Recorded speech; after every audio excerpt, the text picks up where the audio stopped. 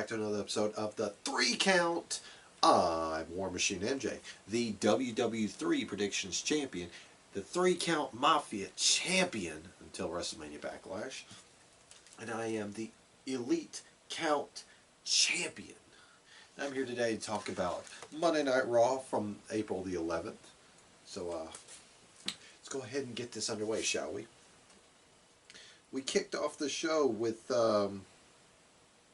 there we go. We kicked off the show with The Miz, and, you know, he's coming out there for an episode of Miz TV. But this was a pretty good episode of Miz TV because it featured, the special guest was the one and only Wrestling Has More Than One Royal Family. Cody Rhodes. And his new explosive entrance with lots and lots of pyro.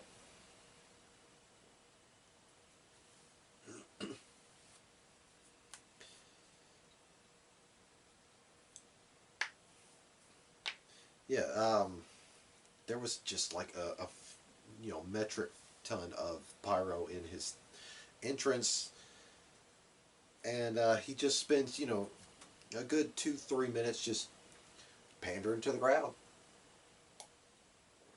just hyping up everybody, and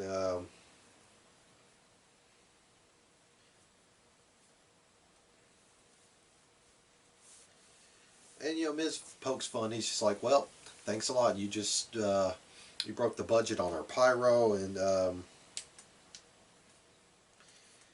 he asked if Cody is trying to show him up on his own show, which well, Miz just spends a good minute or so trying to paint Cody as nothing more than a showboat and arrogant prick and all that. And while he's in the middle of it, Cody just stands up and he's getting more cheers from the crowd. And and Miz says if he started this little tirade cutting into Cody, saying if you weren't the grandson of a plumber, then you'd be a plumber. And then Cody responds with, well, it's a good thing. Well, that'd be a good thing because you're so full of, and he stops himself before he says, shit. And then Cody then remarks that the Miz hadn't changed. He's still arrogant, full-blown, and, just full of himself. And, he says, well, but that's a good thing because that just makes you good old reliable Mike. And Cody then goes, what do you think I've been doing for 6 years? And he talks about, everything he's done has, helped helped grant him clarity and sharpen his path to the undisputed WWE title belt. And then Miz, cuts in. He says, it's a championship. A belt holds up your pants. And he then, of course, says, we are called superstars, not pro wrestlers.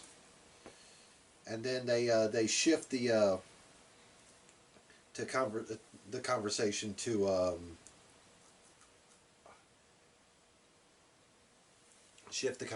briefly to Seth Rollins, acknowledging that Cody beat Seth fair and square in the middle of the ring at Mania, and that Rollins is looking for a rematch against Cody. And then Cody says, I'm down anytime, anywhere. To which the Miz, basically, he just rains criticism on Cody, saying, "No, I don't think you'll fare well." And then Miz brags about his accomplishments at Mania, defeating the Mysterios, dropping Logan Paul face first on the canvas. Because screw Logan Paul. Anyway, but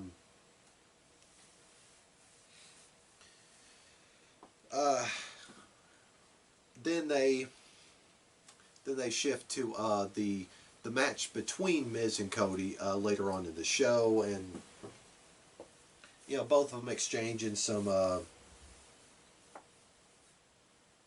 yep, exchanging some heated formalities. Of course, Cody then says, "May the best man win in our match." Miz tried to sucker punch him, and Cody just threw him out of the ring.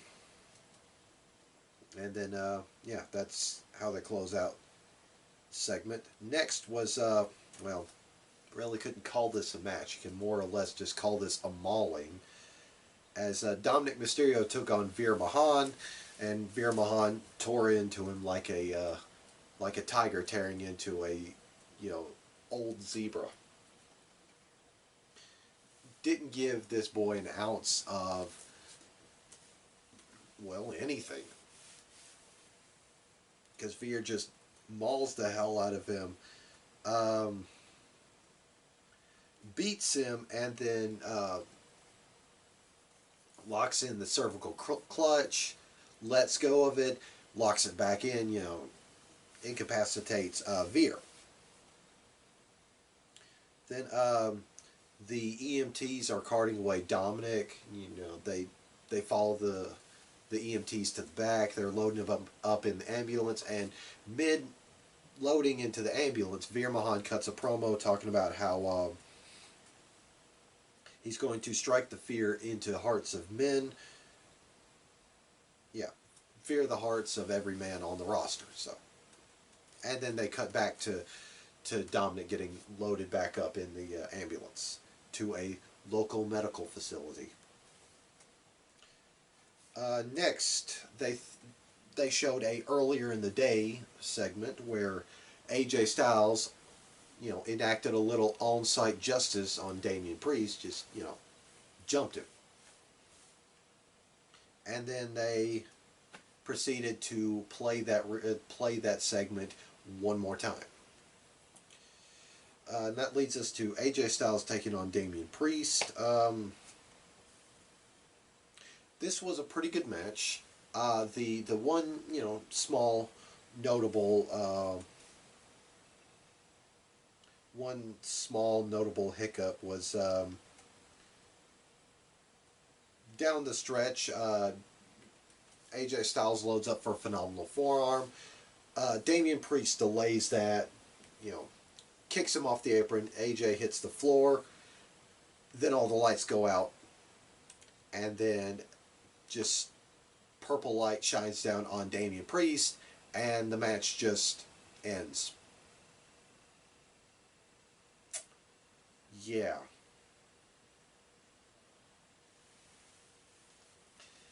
Then come back from the break, back from commercial, and everybody's trying to make heads or tails of what just happened. There was a backstage promo where AJ asked what the hell happened, and then he says, well, this changes nothing. I'm not done with Damian Priest or Edge, not by a long shot. Of course, AJ was notably marked up in the face. He had 2 or 3 cuts on his face after the match. Next was The Miz versus Cody Rhodes. Now, this is Cody's first match on Raw in 6 years. And some of the channels that I listened to was kind of digging up on what Cody and The Miz were up to 6 years ago on, the last time Cody competed on Raw.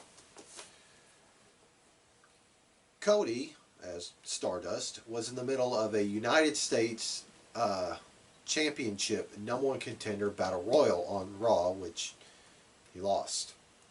And at that time, Miz was on SmackDown as Intercontinental Champion, which should be 2016. So that could have been around the time or leading into the Dolph Ziggler-Miz feud of that time, which that was a fantastic feud. Anywho,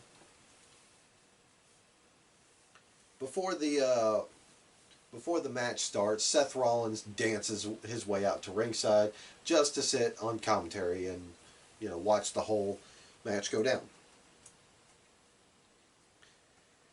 And this was a pretty damn good match.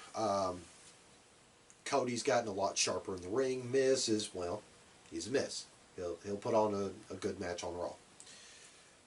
Cody nails Miz with the Cody Cutter and then hits the Crossroads. Then after the match, Seth rolls into the ring and talks about how he heard that Cody and Miz were name dropped him earlier in the night, and mentioned the rematch. And then Seth issues a challenge for Backlash. Rhodes, Rollins, 2, which Cody, without any hesitation, says, "All right, I'm game." On no. All right, I'm game. On God, I'm in. And then Rollins laughs, rolls out of the ring, and just dances his way up to the up the entranceway. Next, we had a backstage segment where we were introduced to new Raw superstar, drumroll please, Tommaso Ciampa. He doesn't get a name change, which is great. And before Ciampa could cut a promo, he's interrupted by Ezekiel, who, welcomes him to Raw. But then he's followed by Kevin Owens, who's telling Ciampa, like, no, don't fall for that. That's Elias. Don't fall for that. Of course, Ezekiel goes, I'm not Elias. I'm his younger brother, Ezekiel. And then Ezekiel walks away, and KO is just like, no, don't be fooled. Don't listen to him. That's Elias. And Ciampa goes, okay, all right. This sort of thing happens all the time. But that is Ezekiel, not Elias. KO just, he thinks he's the only sane one anymore, and he runs off. And Ciampa's just sitting there, just like, that's Ezekiel. Yeah, I'm liking this whole Ezekiel situation. It's kind of funny. Kevin Owens' franticness kind of just ups it. Next, we were supposed to get women's tag team championship match between Naomi and Sasha. The team of Naomi and Sasha taking on Liv and Rhea, but apparently Rhea Ripley was pulled from the show because she's under protocol. Now, whatever protocol that is, who knows? So instead, it was cut down to a one-on-one match between Naomi and Liv Morgan. Of course, Liv Morgan beat Sasha last week on SmackDown, and Naomi is looking to put a halt to that momentum.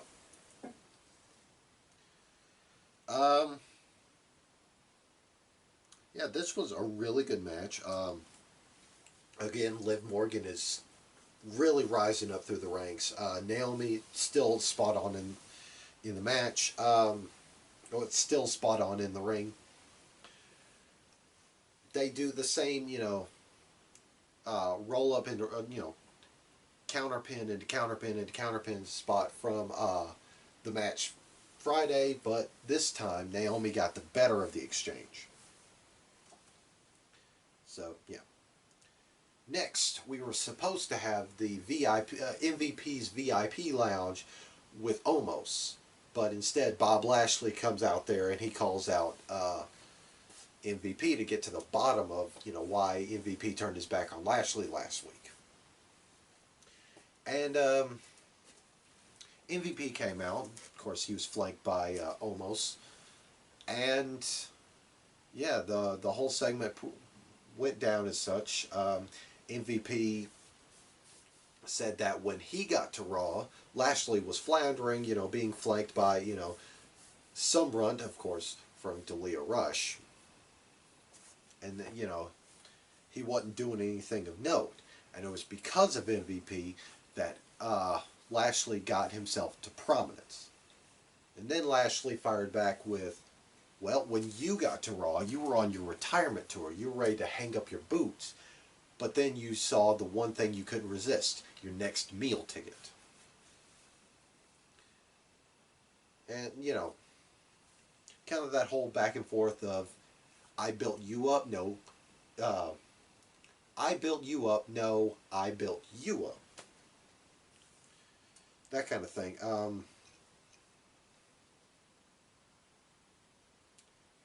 Yeah. Then they were alluding to a match between Lashley and Omos sometime within the next week or so. And then afterwards, Lashley started tearing up the VIP lounge. Next, we had some 24/7 shenanigans, 24/7 title shenanigans that I'm not even going to talk about, so we're just going to move on. Next was new Raw Women's Champion Bianca Belair taking on Queen Zelina Vega. And just to say this, I'm glad Bianca Belair is okay. You know, of course, she took that nasty hit at WrestleMania, which, you know, caused her eye to swell up. I'm glad she's a-okay. Doesn't have to miss any any time on the sidelines. Uh, Before we get that match, there was a backstage segment in Pearson DeVille's office where Austin Theory gets a name change. He is instead going by Theory, which, all right, I can get behind this name change only because they kayfabed it. It's not just, okay, this guy's going to turn up and he's got one name now. No, no, no, no. He changed his name from Austin Theory to Theory because, you know, because he and Vince thought that was the best idea. Has absolutely nothing to do with Stone Cold Steve Austin. Um, then, um,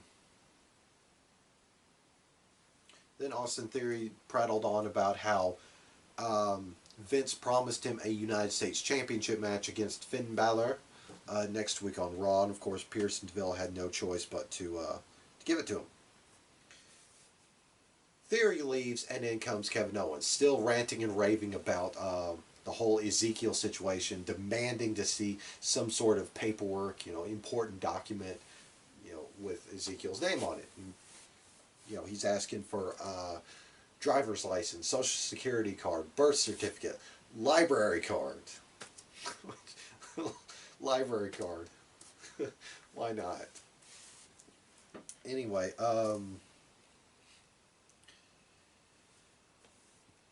Sonya Deville denies that request, and Kevin Owens is like, okay, how about next week Ezekiel takes a lie detector test? And, you know, Sonya Deville agrees just to get rid of Kevin Owens, and then Sonya Deville drops a bombshell on Adam Pearce saying she's got a contract for Bianca Belair's next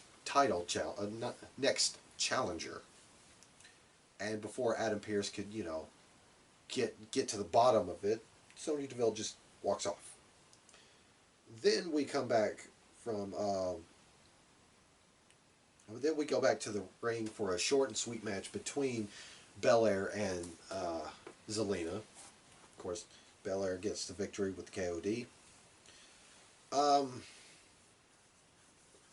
After the match, Sonya Deville comes out and, you know, she sings the praises of Bianca Belair, everything she has done, and, you know, starts throwing some intrigue as far as her next challenger. You know, my little brain thought, ooh, what if it could be how they bring back Blissy Baby, or how they bring back Bailey? And then as Sonya Deville started hyping up Bianca Belair's next challenger, I went with my third choice, and it wound up being Sonya Deville is Bianca's next challenger, because Sonya got Bianca to sign the contract, and she's like, "All right, here comes your challenger. Drum roll, please." And while Bianca's looking at the ramp, Sonya Deville chop blocks her and says, "I'm your next challenger. I'm taking the contract." Next, we had more 24/7 title shenanigans that, again, I'm not going to cover. Um, Next, oh, we come back from commercial, and Adam Pearce is letting Sonya Deville have it. You know, basically calling what she did a abuse of power and questioning who the hell she thinks she is. And Sonya goes, "Well, it's not abuse of power. It's just an open contract, and I took it." And that's it. And then next we had Alpha Academy taking on RK Bro. In a non-title match, of course. These two teams just go ahead and kill it every single time they step in there. But in the end, Orton hit Chad Gable with the RKO for the victory.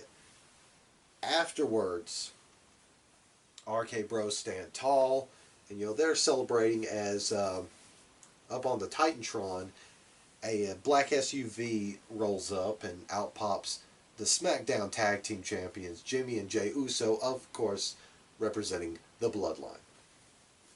Because they were sent to Raw by Roman, to take the Raw Tag Team titles, just kind of do one united universe, or unified universe. Anyway, we come back from commercial, and both teams are standing in the ring. Of course, Usos made their mission statement clear. Then Riddle, being Riddle, kind of compared it to how Thanos was collecting the Infinity Stones in the MCU. Jimmy responds with, "Yeah, we got the red ones. Now we got the blue ones. Now we want the red ones." And the Usos then challenged RK Bro to a unification match. And before RK Bro could speak. Sorry, my brain was kind of lagged up there. Before they could speak, they were interrupted by the Street Profits.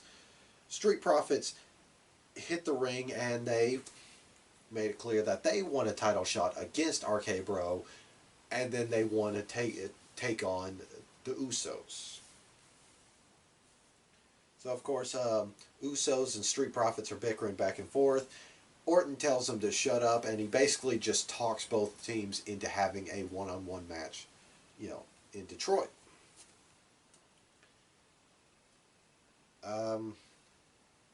Yeah. Next, we had that match, which another solid tag team match between two teams that are at their peak. Of course, Montez Ford hitting all those ridiculous vertical, hitting all those verticals from the top rope, just ungodly amount of height. Anyway, Usos put away Montez Ford with the 1D for the victory, and of course, after the match, the Usos stand tall, championships up in the air. RK Bro hit the ring, championships high up in the air, and Street Profits come in wanting more of that smoke. Dawkins takes out himself and Riddle. And then as soon as Ford picks himself back up, Orton hits Ford with the RKO. And as soon as he comes up, Usos hit double super kick, and Usos stand tall with both sets of titles in their hand.